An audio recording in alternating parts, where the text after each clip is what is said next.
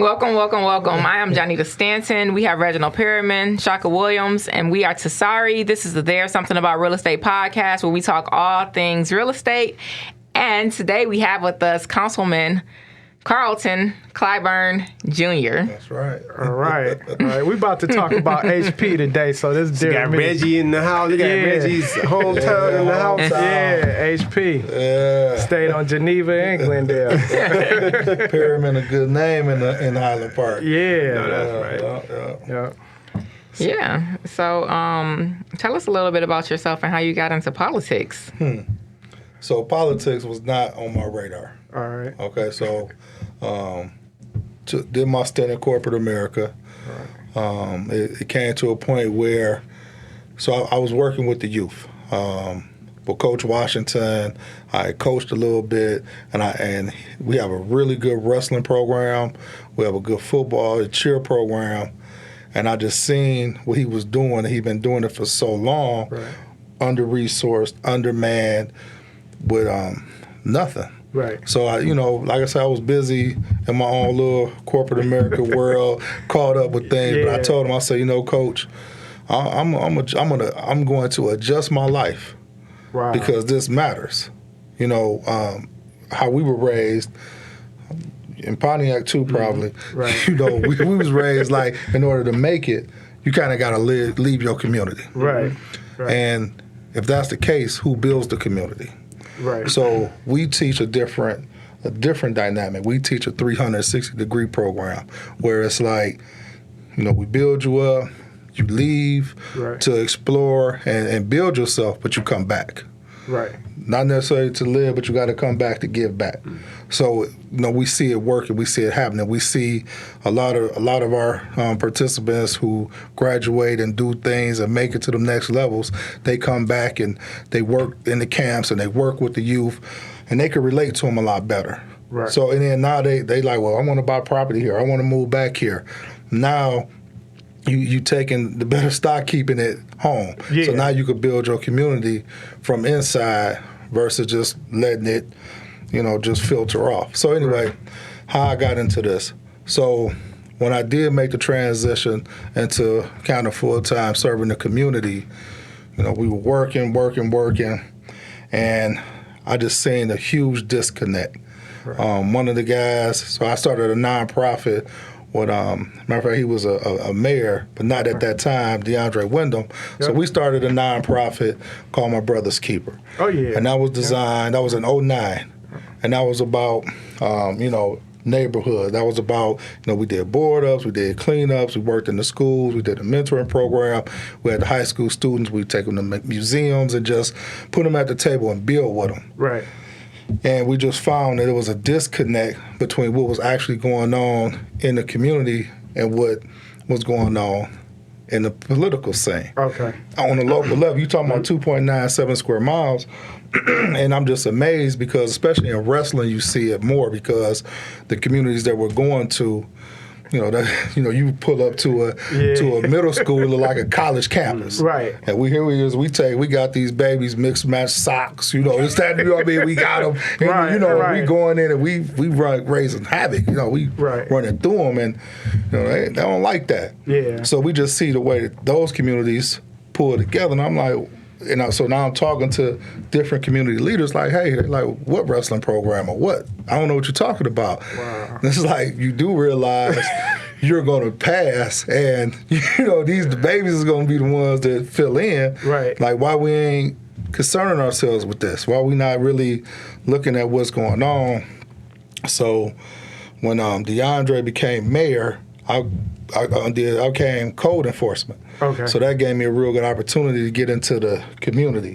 So I did code enforcement about 7 years, and most of the time people just wanted to talk. Right. Some of their problems could not be fixed. Right. Some could. Easy fixes. Right. It just like what's going on, and then working it and attempting to work with the city council, attempting to get the administration kind of on board. It's like it was tough. Right.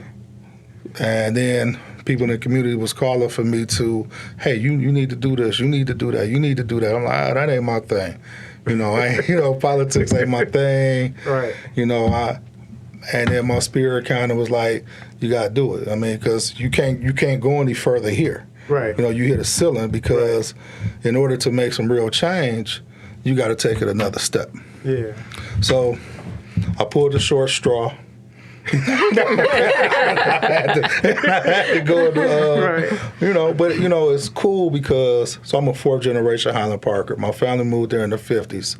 And I had a great childhood in Highland Park. Right. You know, we had a lot. Yeah, we had the swimmobile, the bookmobile, we had light. I mean, like most of the buildings had pools in them. I mean, you know, we had the state streets. I mean, it was just so much to do. Right. The YMCA, the Boys and Girls, I mean, just, and, you know, you look around and it's not there. Yeah. You know, and the community's so disconnected. Me and Mark was talking one day at one of the fundraisers, and he was like, and I was just kind of talking to him like that, you know, Mark, could you imagine, you know, he's like, well, you know what, Carlton, yeah. Because the block raised us. Right. You know, and this is what we were taught. This is how we came up. Right. You know, with the community. I always said, like, when you look at, like, Ferndale, Hazel Park, I always picture, what if everybody I graduated with stayed in Highland Park? Yeah. All that income, all those tax dollars, and the resources and the knowledge that it'll be a whole different city right now. Because you look at how it's coming back and who's moving into Highland Park, it's really the same income bracket, the same people. They just didn't grow up there. Yeah. So it'll be a lot different right That's now. a huge point. That's that 360 I was talking about. And, and just think about, you know, the classes before your class. Oh, yeah. You know, we got some people doing some amazing things that came from Highland Park. Yep. And, you know, if we could have, you know, just kind of anchored them in, you know, we'd be in a different, but you know what? This is where we at. We just got to build from where we at. Tough to do. I mean, it is. It is. So, so tell us, like, where do you feel like, as far as Highland Park now, going from where it was, where do you see Highland Park going in the future? And, like, what are some of your plans? So, I believe Highland Park is in a very, very good place. Okay. I mean, you know, our foundation is solid. And even though we had 5 emergency managers and school district, I mean, through all of this, we're still there. Right. Okay. And what we got land. We got people. Okay. And if you look at what's going on around us, everything else is building. You know, I look at it as a great chance for, you know, our folks to take advantage of. It's opportunities for us. And, you know, people look like us because the community is 90% black. So, you know, we need to be the one building and developing. It's an opportunity because it's tough going to Midtown. Was once Cass Corridor. Yeah.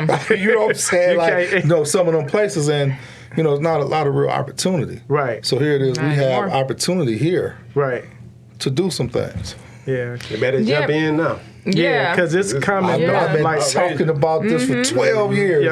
Nobody like Asia said, it's moving north. Because look, in north and less south. than 6 months, we've seen drastic change. Right. So you've talked a little bit about, you know, you've grown up there, and you know, people could have just stayed. And I find that people are seeing more of an opportunity to come back now and feel safe. But I guess I have some questions about how people, you know, can come there and like what's going on with safety, like what's the school system. Yeah, the school system, because these are some of the concerns. You know, like, am I going to be safe here? Can my children go to school here? What are some of the plans and the initiatives that are being put into work, and what's going on currently? So it's not that, you know, it's not like it's unsafe. You know, it's not a lot happening. You know, so safety thing, it's a lot of media involvement. You know, but I know people that have moved to Highland Park like, wow, I feel safer here than so many other places. Right. It's just you just don't know. It's just unknown, especially if you're not from there. You know, there are some things that we do need to do to make it safer, like as far as lights and things of that nature, you know, so there is a plan to, you know, replace the street lights and to brighten it up. Right. And that'll help. Yeah. You know, so those type things, you know, looking at recruiting officers or police from within the community to police ourselves. Yeah. So we talk about sense. cadet programs and things of that nature where you come in and there's so much money for grants and everything like that. So let's say we do a nice reserve program, we bring them in, and we give them grants to become certified. Okay. So now you can relate to the community more. Yes. It's not you live there. Yeah. You secure in there right now. It's a lot of people that don't live there, and that's Yeah, because from when you're there. from the outside and you see such and such at the corner store, from the outside looking at that person, you don't know what's going on. Exactly. But everybody in the community know, that's just Yeah. such and such. Yeah. That's just how they are, right? You might feel it's a threat. So, Right. yeah, I definitely think the police force should be from within the community. And as far as the schools, that is a huge issue. Right. We have 2 K-8s. There is a plan to do a high school. Okay. It's in the very initial stages. So we are, hopeful Right. that we will get a high school soon, even to like a 13 and 14. Right.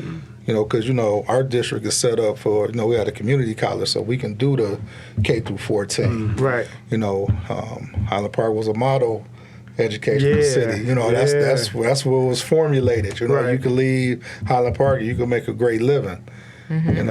Without post-secondary. And our K-8s are performing, pretty much to par with the other K-8s in the area. Okay. So it's and that's the other thing. Like Highland Park get a bad rap, and I'm like, no, other school systems are pretty much similar, right? Because people be like, what about Hamtramck or Detroit? I'm like, it's all similar. Yeah, we got the same struggles and issues everybody else have. So I was on the school board for one of the charter schools there, George Washington Carver. Okay. And just kind of seeing that, and it's the challenges to me come from up top. Because we're mandated by the state, and some of the good teachers like your family, Right. They're not really allowed to teach and build with the baby. It's all about that testing. That's, it's not taking anything else. So if you're being evaluated on testing, but your curriculum is something different. So now let's say you got 3 tests, all of them different, Right. and your curriculum. And you got this child who's not eating the best, going through trauma at home. It's tough. Yeah. So it's other things that needs to be fixed along with the educational system. The community has to get more involved. Okay. And those that's how I see it. So those will be the things that I have in mind moving forward. Okay. Cool. I got a question. Well, you want to get to my question? We Yeah, should save go mine ahead. to the end. No, mine go ain't gonna ahead. be a long. My list. He ready. I'm just saying. So, Right. so mine, we was just talking about this a little bit about the land bank houses or the houses before they go to land bank, and I was inquiring about, do y'all have the first right of refusal? And you didn't think that was a good idea for y'all to do. So right now we got about 1,700 parcels that the city owns. We don't need to own property. Agreed. Unless it's being used for city Right. business. So those are all tax dollars that could go somewhere else. We're not in the business of that. So that's why I'm saying, so you talk about first right of refusal, but also like I mentioned, when the last auction happened, everything went. So you're talking about the county auction, The right? county auction, Everything, right. because So everything's hot right now. everything's hot in Highland Park. Right. I mean, I got partners that's putting together houses that can't keep them on the market, Right. and they going for the 200,000 and the 190s and the 220. So 250, Right. 260. Yeah. And It's Highland Park. it's pushing the 3. Let's say that Pushing back. 3. They're going for 200 and up in Highland Park. 200 and up. Yep. So Don't let the media fool y'all. don't because Or them YouTube videos fool y'all. Yeah, that's But it terrible. makes Right. sense We're going to though, hold this one back. I don't want because everybody to jump in there So- until we get our stuff together. But as far as we have so many things we need to be concentrating on that to me that shouldn't be a focus Right. for the city. for the city. Gotcha. Well, let me tell Because you what I say different. and now we got a new charter in 2019. So any residential structures we have got to go to auction anyway. So It has to. Yeah. So y'all don't have the first right of refusal. So listen, any residential structures that the city owns goes to auction. So even before first right of refusal, so we have some structures. Most of them are lots. Okay. But our structures go to auction.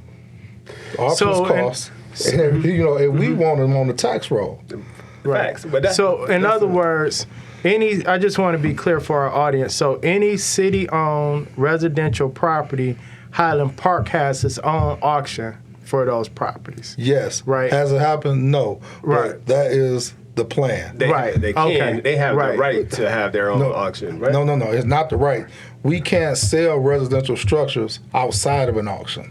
So it has to go through It an has to auction go process. through auction process. Right. It just hasn't happened yet. Right. Okay. So it's coming. So No. Well, he's saying. I'm sorry. Go ahead. he said one important thing, and this is what we was talking about with Detroit and the land bank. He said it's not in the best interest of the city to get involved with real estate sales, because then you got to create a department for that. You got staffing. It just makes sense to get them off your books, right, and back into the taxpayers' hands. Especially where we at right now. So, like I say, our inventory is way more than what we need. And then, so now we got to maintain these jokers and everything else, So, and if you look at, so we got the county land bank there, we got the state land bank there, and then we got our properties. That's like a third of the properties is public. Yeah. So we're no tax dollars. I get it. So right now, just even talking about now if it was maybe a commercial spot that the city could use for something, maybe, but like for residential structures, So when you don't do that, you don't have control. So just because they sold don't mean y'all getting tax dollars. Yes, we are. No? Yeah, I mean, you talking about the money from the sale, but when he said money from the sales. That's one thing I'm talking about. You talking about the people that's coming in and buying them and the house? Yeah, then they got to pay property taxes. But that doesn't mean that they're gonna pay it. That's what. Yeah. But well, no. Then they get taken away. Correct. So, that's my point. The same thing happened in Detroit. So hear what I'm saying. So when you do that, you don't just be. I mean, if everything was perfect in a perfect world, yes, y'all sold them. You get your money from the sale, and the people that bought them come in and do the right thing. They pull the permits, they pay the taxes, they do what they're supposed to do to revitalize the community. We've seen that in Detroit. That's not always the case. But right? it happens more often than it doesn't. I wouldn't agree with that. And we have to get some stats on that, but I'm going to say we're going no. to get some stats. Because you got to remember, people buying houses, you got to think about who buying houses. So there's the only thing you have to have, what's the criteria for buying a house? But what's the alternative to an individual buying it and getting billed for taxes versus the city owning it and not even having an opportunity to collect property taxes? I'm about to tell you. So I've been part of a program like this in a few communities, in Taylor, Romulus, where else? Dearborn Heights, I think. Dearborn Heights. I know you have some at Island Park. Some at Island Park. Yeah. Also. It was huge. The program that they took was huge in revitalizing Taylor before the market was changed. Right. He was bringing the market back in Taylor before the market was actually coming back based on this program. Was it like an NSP program? Like the stabilization program? No. It was just... Yeah. I was about to say, it's just basically a developer coming in and saying, I have the assets to be able to do this, so give me the first right to do it. Yeah. Well, think about it. He's purchasing the property from the city. So he's paying the taxes. Right. He's pulling all the permits that he has to pull. He has to, in order to do the work properly. And then he's selling all these houses at the highest values possible. Yeah, but that kind of cuts out some of the individual homeowners. You kind of don't. So here's the good thing. But that's my point. That's the other potential benefit. You have the first right of refusal. So we're talking about building from within the community. How those people gonna get those houses? Because they're competing against individuals. They're competing against us. Right. So they don't have the money to compete against an investor. There's some legalities involved in that, man. 100%. So so those, like, again, where we're at, that's not in the best interest. I got you. You know, we got other things we need to do. Yeah, I think to move the disconnect is, okay, so maybe potentially Shaka is saying, so there may be a person that comes in and for the so a community like Highland Park or parts of the North End or wherever, they have all this dilapidated property. Now you have a person coming in and saying, okay, look, we're gonna make sure all the basics are brand new and safe. So you got your furnace, your water tank, your plumbing, your electrical, your roof. All these things are going to be brand new. And so we get those basics in, then we start doing the cosmetics. And now the people that are going to come in here and buy the property, so now it's already off of the city's tax roll. This person is also paying the taxes, but they are also stabilizing this property to a standard that and then it has to, and when it goes for resale, now the person coming in, they're probably going to be working class. They have the ability to pay.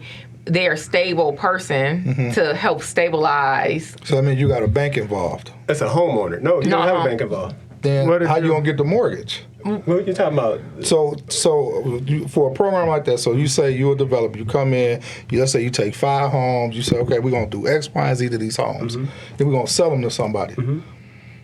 How the people gonna get the money? They're gonna need to get a mortgage, right? Yeah, that's random. So then that's who? It's random. Like, so are you saying? So what I'm saying is, so you need a lender that's going to be a partner in this and say, hey, okay, we will. Yes, you do. Well, you know how you going to get the mortgages? Through the bank. I think y'all missing his point. He said everybody going y'all missing his point. Because like when the homes are renovated and they go on the market, right? It already has to be a value there. It has to. The homes have to be. If people are going to buy them at market rate, they have to appraise. Highland Park is just not getting to that point where you can say, okay, I put $80,000 into this home. It's going to make sense to sell it for $160 or $200. Before, Highland Park didn't have those values because to they didn't have this program. So neither did Taylor, neither did Ryan. We had you're comparing apples to oranges there. In terms of the community. I think the point where you can't compare apples to oranges because we're talking about the values of that area. Well, you got to listen to, I guess, what Councilman Clyburn is saying. And so I get what you're saying. You're basically saying, okay, a person comes in here and does this work. Let's say if it was in 2010, and now you got this 3,000 square foot house, or let's say 2,400 square foot house that's been completely renovated that probably should sell for, I don't know, $255 or something. But now there's no other house to compare, so the bank won't loan the money. But it shouldn't be at $255. They don't have that value. Exactly. So but here's the thing too, though. That has happened, and it didn't work. Yeah, but that's the who's to say that that's going to work again? Plus, it goes back to what I just said earlier. We're not there. It's things that we need to do right now to tighten up what we have. We got 1,700 parcels. You think we want to add to that? No. No, but you just said that y'all want to make sure that the people in the community are. So the people that's coming in buying your houses right now are not people in your community. People that's in your community can't. They actually getting priced out of the community. Some are. Very few of them. Some are. Most of them are not. You probably see more people than you do. No, but listen what I'm saying. No, this is the reality. Hear what he just said. He said 250. We just got done saying that the 250 was too high. We just said, I just said the 250 was too high. I said back in the day it was too high. Now the values are there. Well, but even back in the day, so I get what Shaka said too. Let me tell what I'm saying. So what I'm saying is, this happened all the time. What I'm saying is that, okay, so you got to think about this. We let almost a decade go before you started working in there. So the houses got a lot worse. So what y'all saying about having to put $80,000 in there, 10 years ago, you wouldn't have to put $80,000 in there. Right. No, you would not. But the house that we just bought, we could have went in there right now, 10 years later, and put 25 in there. We just decided to do what we decided to do. But if we wanted to make that livable for a family, they could have very easy. That's a nice house with 25 in there. If you put $25,000 in there, that would have been a nice house. We bought it for how much? We bought it when the people moved out, though. How much money did we buy the house for?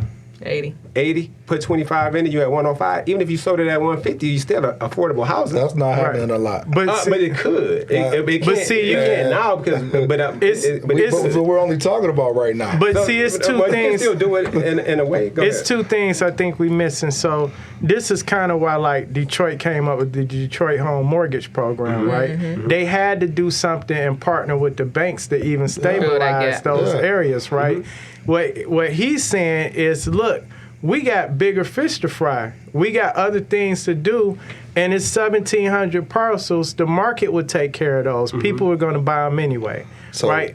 But they're not structures. Right. Okay. Parcels. You got mostly lots. Right? So therefore, we have to. We don't have a lot of housing stock after that thing happened in 2009. Right. And so you're talking about between 2002. I started work for the city in 2012. So you're talking about between 2012 and 2016, we demoed 1,000 houses. Mm-hmm. Right. So our housing stock not there. We have land that can be developed.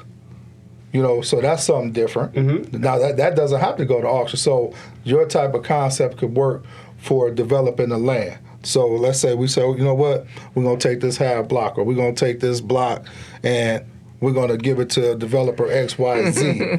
now you're talking about now it works, but we're not talking about bringing them more into inventory. Got you. So that's I want to make this clear for the people, because people are gonna ask us, well, why Highland Park don't do this? So you're saying majority of your inventory is vacant lots. Correct.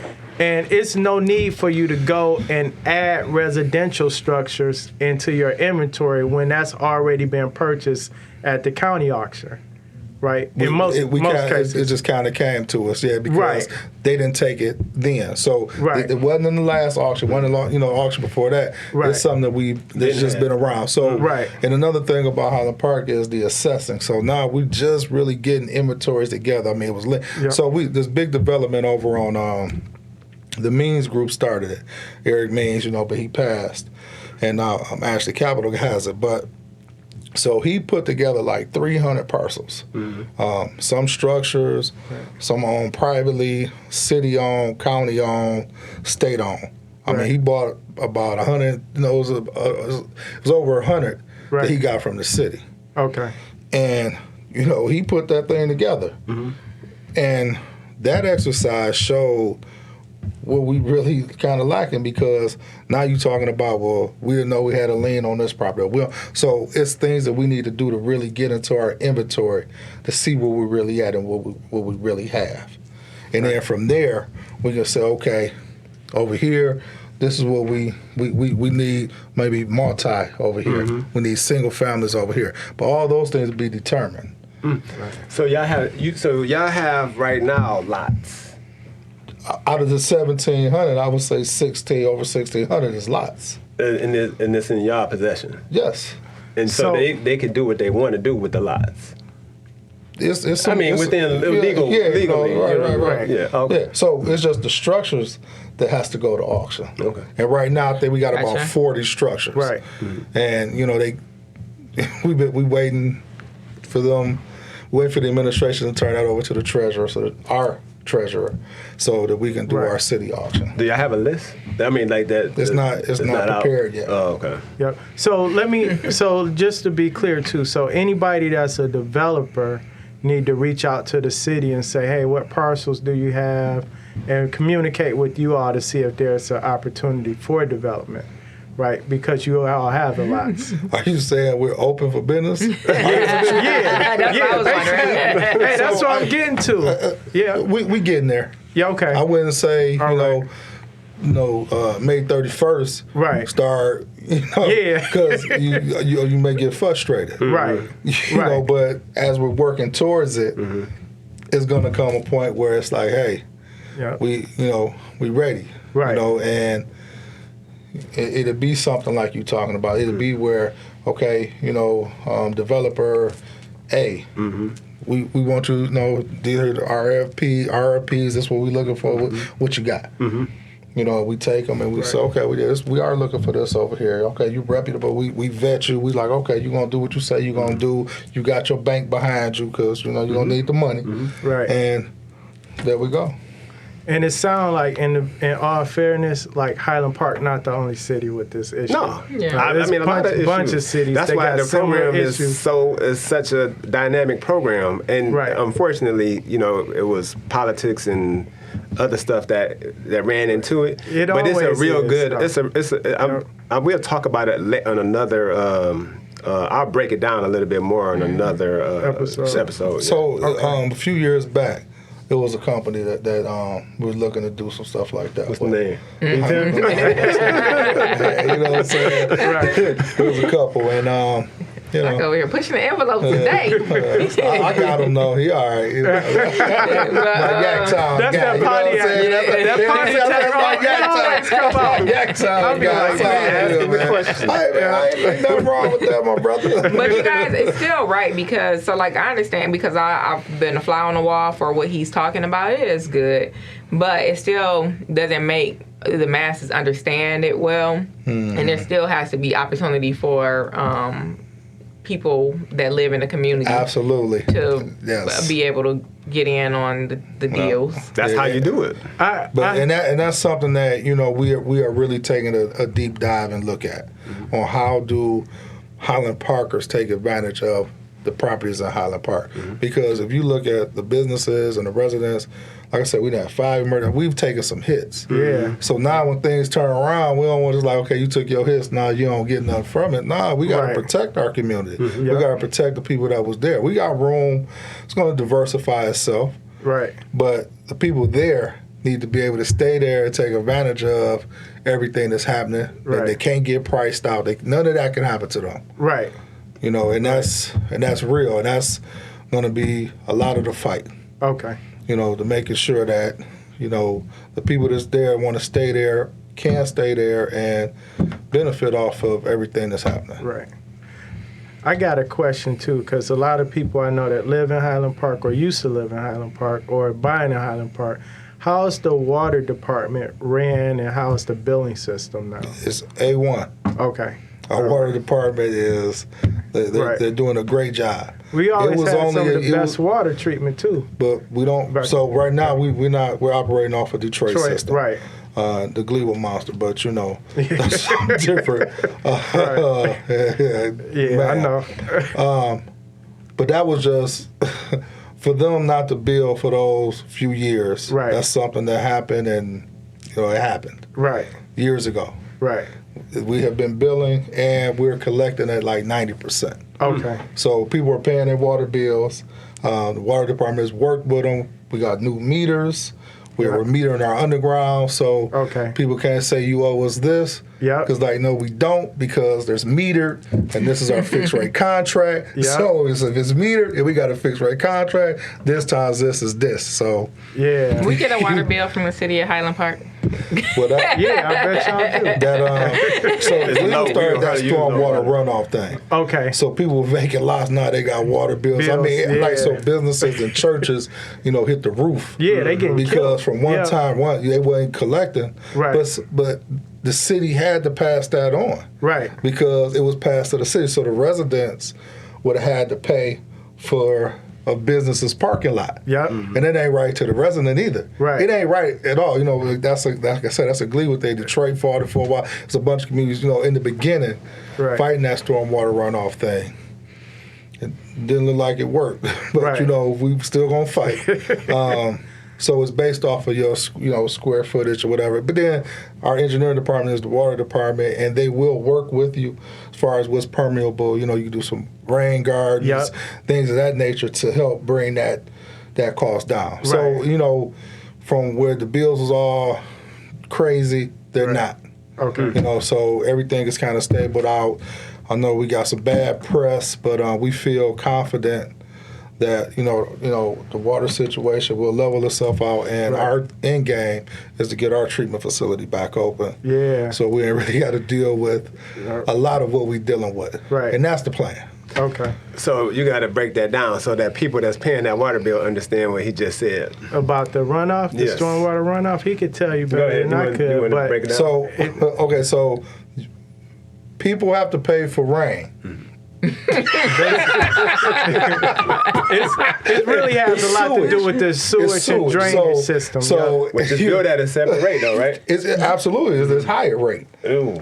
Oh, the sewage is what kills you. Right. The water ain't the water. The water causes. It's the Right. sewage that kills you.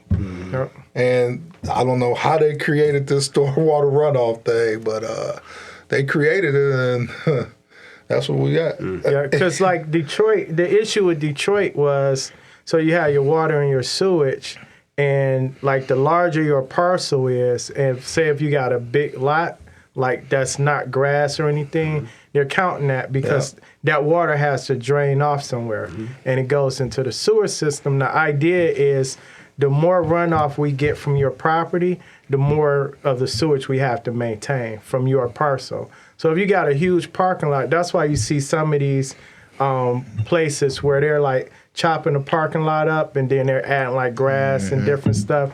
And when he said they're working with the engineers, okay, you had X amount of square footage. Now you got this little park you put in the middle or something. Yep. Now the square footage is different for stormwater runoff because the ground is absorbing some of that. You don't have all these gutters going across this big complex. Yep. Is this the reason that people, because I, and this may be a silly question, but I never understood islands and boulevards. Is that why that they not outside of beautification? Not so much the city, but mainly like if you see like some of the new apartment complexes, like people are doing different things with their roofs now. Yeah, where they're doing like the garden on the roof and all that type of stuff. So and that's why, because of those bills. So and you got to think about this: most people's underground is so old. Yep. So it's not metered. So it's like, we gonna charge you this based off that, and it's like, how are you just making up this number? Right. So, so the all these infrastructure bills and things of that nature, is money's involved to meter. Right. Because Highland Park has started metering. We fixed a lot of our leaks. Like I said, our water department has done a great job going, combing through the city. Because I mean we've had buildings running water for years without knowing. So a lot of those have been fixed and repaired, and we got a lot of meters, and like I say, every house got a new meter. Cool. So we looking to bring it to the next century.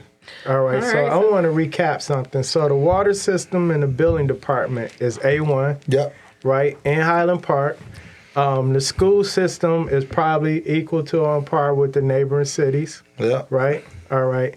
And there is opportunity for development, probably just not right at this moment. But you are open to conversations, right? They go to building. Okay, go to building department. Okay.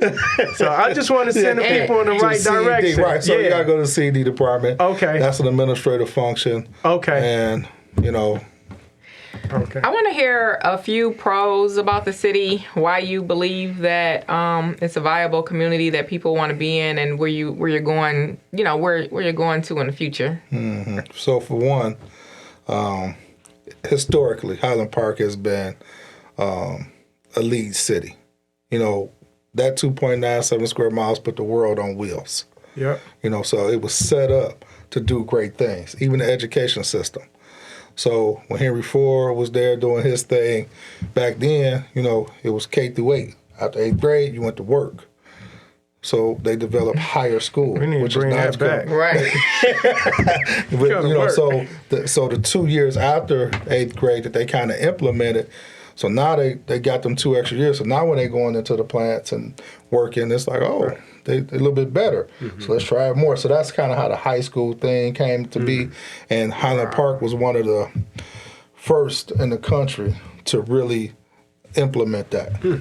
So that's just a little history there. Okay. So we still sit with that energy. Okay. And, as far, we got a main vein. We got Woodward. We got Davidson. You got the Lodge. You got 75. Don't lodge with it. Right. No donuts. Right. But so, and it's 2.97 square miles, and it's going to be a smart city. Right. Okay. All right. We're gonna put the fiber in there for the backbones with a smart city. We're gonna go into Yeah, we're gonna do some great things. And this is in the next 2 to 5, or 3 to 5 years, 5 to 7, 7 to 10 years. I say within 8, we should be. We should be real good. The next 2 years, you'll see some real good things. Next 4 to 5, cranes in the air, development, things of that nature. And basically what he's saying is you might not be able to develop right now, but go buy up all the houses. The land. Align yourself with some people yeah. to look at developing areas. Yeah. You know what I'm saying? So taking a block, and thinking about what you're gonna put around, those will be the things that you got to get, like I said, your financial institutions involved and whatnot, because you want to make sure you're able to complete the project.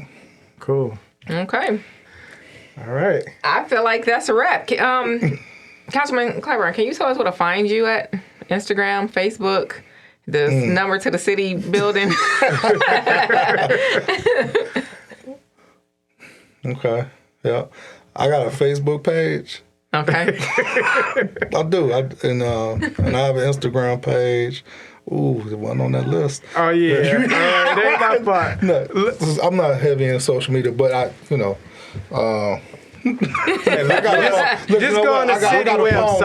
a phone number. And I can get a phone number. Okay. It's 313-455-7752. Okay. My email is cclyburn@highlandparkmi.gov. Yeah. Those are the two. Okay. Okay. Cool. Councilman probably really not on Instagram like Wait, that. hold up. You running for mayor, right? Yes, sir. Oh, okay. All right. See, we ain't even. I did not. Tell me that. There you go. I got a website for that too, but I didn't know where you want to take it. Where's the website? Clyburn for HP Mayor. Okay. For HP Mayor. Clyburn Not for Hazel Park. HP Highland Park. Highland Park. Yes. Right. Clyburn, CLYBURN FOR HPMAYOR. Okay. .com. So we need you need people's votes, right? Absolutely. Okay. All right. Well, that's a wrap.